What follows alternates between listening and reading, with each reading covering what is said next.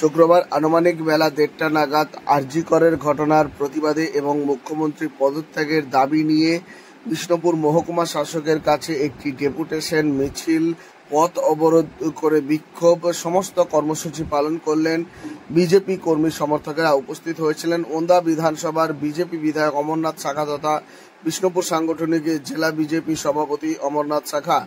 আরজি কর মেডিকেল কলেজে কর্মরত মহিলা জুনিয়র ডাক্তারের নারকীয় হত্যার প্রতিবাদে ভারতীয় জনতা পার্টির পক্ষ থেকে বিক্ষোভ ও গণ ডেপুটেশন বিষ্ণুপুর সাংগঠনিক জেলা বিজেপির দলীয় কার্যালয় থেকে একটি মিছিল করে মহকুমা শাসক কার্যালয়ে আসে বিজেপি কর্মী সমর্থকেরা। এরপর মহকুমা শাসক কার্যালয় চত্বর এলাকায় মাটিতে বসেই তারা বিক্ষোভ দেখাতে থাকে। এরপর বেশ কয়েকজনের একটি প্রতিনিধি দল তারা মহকুমা শাসকের সঙ্গে দেখা করে তাদের ডেপুটেশন দেয়। এরপরেই তারা বিষ্ণুপুর রসিকগঞ্জ বাস স্ট্যান্ড সংলগ্ন এলাকায় যায়, সেখানে তারা পথ অবরোধ করে মোটামুটি আধ ঘন্টা তারা পথ অবরোধ করে তুমুল বিক্ষোভ দেখাতে থাকে, স্লোগান দিতে থাকে। তাদের দাবি আরজি করে যে তরুণী চিকিৎসককে হত্যা করা হয়েছে তার বিচার এবং মুখ্যমন্ত্রী মমতা বন্দ্যোপাধ্যায়ের পদত্যাগ।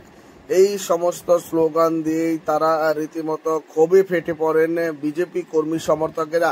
কর্মসূচি শেষে আমাদের ক্যামেরার মুখোমুখি হয়েছিলেন ওন্দা বিধানসভার বিজেপি বিধায়ক তথা বিষ্ণুপুর সাংগঠনিক জেলা বিজেপি সভাপতি অমরনাথ শাখা। কি বলছেন তিনি, শোনাবো তার প্রতিক্রিয়া।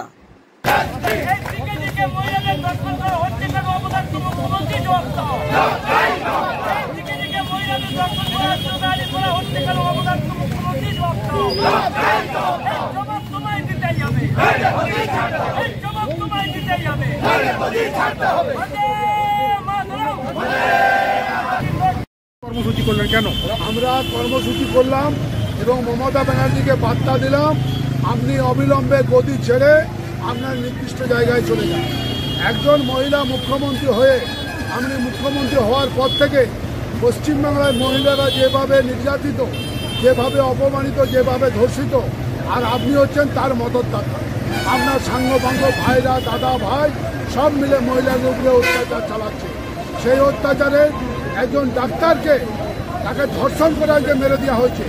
আজকে মানুষের চোখকে আড়াল দেওয়ার জন্য একজন সিভিল ভলেন্টিয়ারকে ঢুকানো হয়েছে।